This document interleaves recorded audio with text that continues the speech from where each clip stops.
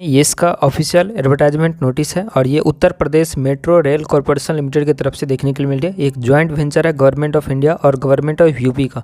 इसमें यहाँ पर डेट देख सकते हैं, बिल्कुल लेटेस्ट डेट में नोटिफिकेशन यहाँ पर निकली है। 13 मार्च 2024 से इसकी नोटिफिकेशन यहाँ पर आउट की गई। इसकी जो ऑनलाइन रजिस्ट्रेशन है 20 मार्च 2024 से स्टार्ट हो रही है और इसकी लास्ट डेट जो है यहाँ पर 19 अप्रैल 2024 दिया गया है। तो 20 मार्च से लेकर के 19 अप्रैल के बीच में आप इसको अप्लाई कर पाओगे और इसकी जो एडमिट कार्ड है वो 30 अप्रैल 2024 को आ जाएगी और इसकी टेंटेटिव एग्ज़ाम डेट यहाँ पर आउट कर दिया गया, जो कि 11/5, 12/5 और 14/5 को 3 दिन के डेट में यहाँ पर इसकी एग्जामिनेशन कंडक्ट होगी, जो कि यहाँ पर टेंटेटिव डेट यहाँ पर आउट कर दिया गया है। तो अभी जो है इसमें वैकेंसी बहुत सारे पोस्ट के लिए निकली है, जिसमें कि ऑल इंडिया से कहीं से भी अगर आप बिलोंग करते हैं तो इसमें अप्लाई कर पाओगे। Application are invited from young dynamic and motivated persons of Indian nationality, यानी कि ऑल इंडिया से किसी भी स्टेट से बिलोंग करते हैं, बिल्कुल अप्लाई कर पाओगे थ्रू ऑनलाइन रजिस्ट्रेशन। तो यहाँ पर जो है ये TCS के द्वारा इसकी फॉर्म फिलअप होगी और इसकी तरफ से यहाँ पर इसकी नोटिफिकेशन आउट की गई सभी कुछ। तो आगे मैं आपको दिखाऊंगा, बताऊंगा कैसे इसको अप्लाई करना है। अभी क्या इसमें पोस्ट है अलग अलग सभी मैं आपको बता देता हूँ।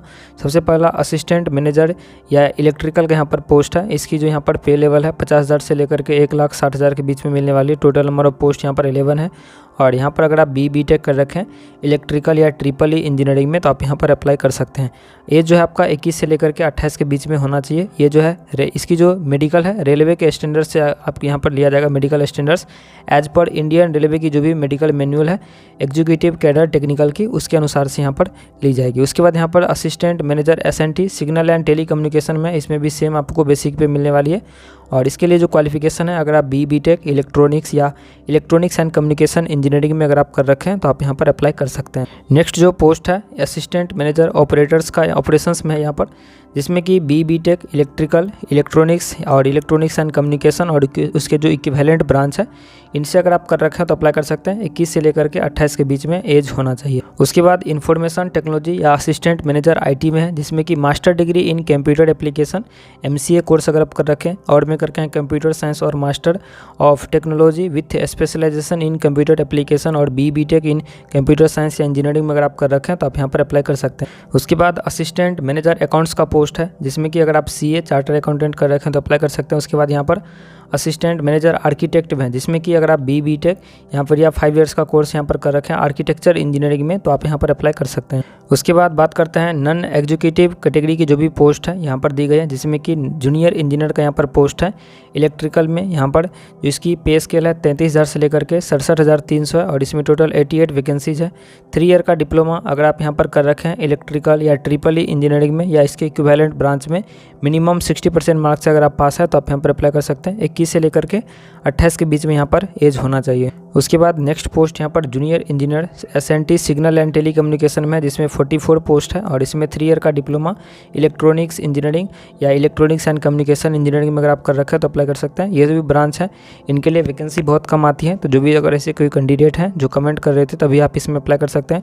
फ्रेशर कैंडिडेट बिल्कुल एलिजिबल होंगे अप्लाई करने के लिए, कोई भी एक्सपीरियंस नहीं मांगा गया। 21 से लेकर के 28 के बीच में एज होना चाहिए। उसके बाद यहाँ पर स्टेशन कंट्रोलर और जो इसकी जो पे स्केल है सेम है जूनियर इंजीनियर के 155 वैकेंसी है। 3 ईयर का डिप्लोमा अगर आप यहाँ पर इलेक्ट्रिकल इलेक्ट्रॉनिक्स या इलेक्ट्रॉनिक्स एंड टेलीकम्युनिकेशन इंजीनियरिंग में अगर आप कर रखे हैं तो आप अप्लाई कर सकते हैं। उसके बाद यहाँ पर BCom की वैकेंसी है। उसके बाद यहाँ पर 3 या 4 ईयर का ग्रेजुएशन इन एनी डिसिप्लिन में कर रखा है तो यहाँ पर अप्लाई कर सकते हैं। उसके बाद यहाँ पर bachelor degree in mass communication में या जर्नलिज्म में कर रखा है तो अप्लाई कर सकते हैं। उसके बाद ITI वालों के लिए वैकेंसी है, जो कि आप यहाँ पर देख सकते हैं। ITI अगर आप NCBT या CBT से यहाँ पर इलेक्ट्रिशियन ट्रेड में कर रखे हैं तो अप्लाई कर सकते हैं। 78 वैकेंसी है। मेंटेनर या इलेक्ट्रिकल का पोस्ट है, बेसिक पे 19,500 से लेकर के 39,900, 21 से 28 के बीच में एज होना चाहिए।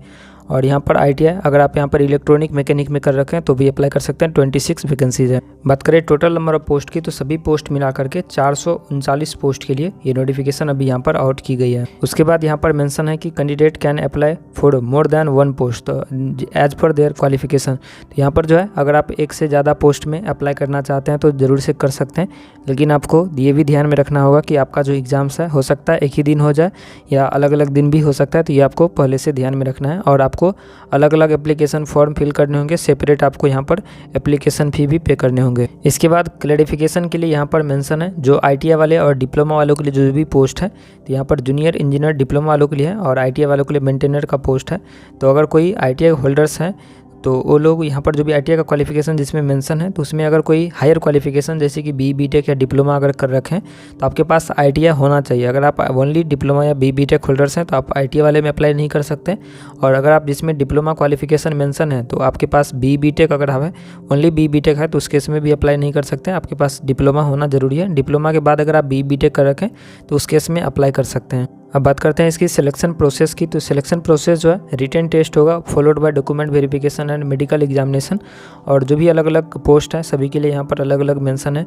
जूनियर इंजीनियर का जो यहाँ पर है इसमें दिया गया है कि 2 स्टेज में written test followed by document verification and medical examination in any one, यहाँ पर दिया गया कैटेगरी। तो यहाँ पर जो भी कैंडिडेट इसमें फॉर्म फिल करेंगे तो इसमें रिटन टेस्ट होगा। अलग अलग जो भी पोस्ट है, किसी में यहाँ पर जो भी स्टेशन कंट्रोलर का पोस्ट है उसमें रिटन टेस्ट, साइको एप्टीट्यूड, उसके बाद फॉलोड बाय डॉक्यूमेंट वेरिफिकेशन। तो सभी के लिए अलग अलग दिया गया। तो आपको यहाँ पर देखना है कि आप किस पोस्ट के लिए एलिजिबल हैं और किस पोस्ट के लिए आप अप्लाई करना है, उसके अकॉर्डिंग ही आपको यहाँ पर सिलेक्शन प्रोसेस से गुजरने होंगे। अब बात करते हैं यहाँ पर इसकी रिटन टेस्ट का जो स्कीम ऑफ एग्जामिनेशन है। यहाँ पर 140 क्वेश्चन पूछे जाएंगे, जिसमें कि अलग अलग टेक्निकल और नॉन टेक्निकल दोनों लैंग्वेज में यहाँ पर दोनों क्वेश्चंस रहेंगे। English language, general awareness, logical ability, उसके बाद यहाँ पर quantity aptitude and knowledge of discipline, जो भी आपका ब्रांच पेपर हो उनसे रिलेटेड।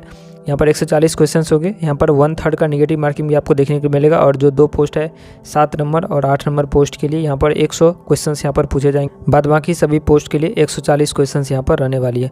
CBT एग्जाम्स होगा, बाइलिंगुअल, इंग्लिश और हिंदी दोनों में क्वेश्चंस आएंगे। आपको 2 घंटे का आपको समय दिया जाएगा और एग्जामिनेशन जो है आपका CBT मोड में TCS के द्वारा यहाँ पर कंप्लीट करवाया जाएगा। बात करें एग्जाम सेंटर कहाँ कहाँ होने वाली है, तो इसकी जो CBT है यहाँ पर आगरा, अलीगढ़, बरेली, गाजियाबाद, गोरखपुर, झांसी, कानपुर, लखनऊ, मथुरा, मेरठ, उसके बाद मुरादाबाद, मुजफ्फरनगर, नोएडा, प्रयागराज, वाराणसी, अयोध्या, उसके बाद बस्ती एंड सीतापुर और any other city of UP में ही आपकी जितनी भी सारे अलग अलग लोकेशंस हैं आपको यूपी में ही इसकी एग्जामिनेशन कंडक्ट करवाई जाएगी। एज में रिलैक्सेशन भी आपको मिल जाएंगे, जो कि अपर एज लिमिट में 5 इयर्स का यहाँ पर for SC ST OBC category के लिए जो भी उत्तर प्रदेश से बिलोंग करते हैं उनकी जो भी रिजर्वेशन है उत्तर प्रदेश के जो डोमिसाइल्स है उन्हीं को मिलेगी। अगर आप अदर देन उत्तर प्रदेश से बिलोंग करते हैं तो आपको यहाँ पर UR कैटेगरी में फिल किया जाएगा। UR कैटेगरी के थ्रू आप इसमें फॉर्म फिल कर पाएंगे, आपको इसमें कोई रिजर्वेशन नहीं मिलेगा। अब बात करते हैं इसमें कितनी एप्लीकेशन फ़ी पे करने होंगे। तो UR, EWS और OBC कैंडिडेट के लिए 1180 रुपये यहाँ पर एप्लीकेशन फ़ी आपको पे करना होगा और 826 रुपये यहाँ पर पे करना होगा SC ST कैंडिडेट को। अब बात करते हैं कैसे इसको अप्लाई करना है। तो अप्लाई करने के लिए वीडियो के डिस्क्रिप्शन में आपको लिंक मिल जाएगा अप्लाई ऑनलाइन के नाम से। उस लिंक पर आप क्लिक करके डायरेक्टली आप इसको अप्लाई कर पाएंगे। 20 मार्च से लेकर के 19 अप्रैल के बीच में आप इसको अप्लाई कर सकते हैं। ये TCS का पोर्टल है जो कि Uttar Pradesh metro rail corporation limited UPMRCL की तरफ से देखने के लिए मिल रही है। तो यहीं से आप इसको अप्लाई कर सकते हैं। इसका इशू नोटिफिकेशन का डेट यहाँ पर, रजिस्ट्रेशन यहाँ से कर सकते हैं, उसके बाद लॉगिन कर सकते हैं। तो यहीं से आप इसको अप्लाई कर पाओगे। तो सभी का डेट यहाँ पर दिया गया, आप इसको देख सकते हैं। रजिस्ट्रेशन करने के लिए आपको इस पर क्लिक करना होगा। तभी यहाँ पर 20 मार्च से स्टार्ट होगी। तो अभी देख सकते हैं कमिंग सून आ रहा है, तो आपको वेट कर लेना है। 20 मार्च से आप इसको ऑनलाइन अप्लाई कर पाओगे। तो यहाँ से आप लोग आकर के, तो इसी पेज का लिंक मैं आपको वीडियो के डिस्क्रिप्शन में दे दूँगा। तो आई होप आप इसको समझोगे। मिलता है नेक्स्ट वीडियो में, तब तक के लिए शुक्रिया और थैंक यू। वीडियो को जरूर से लाइक शेयर सब्सक्राइब कर दीजिएगा और टेलीग्राम चैनल, व्हाट्सअप ग्रुप और व्हाट्सअप चैनल से ज्वाइन होना मत भूलिएगा। सभी का लिंक आपको डिस्क्रिप्शन में दिया गया है।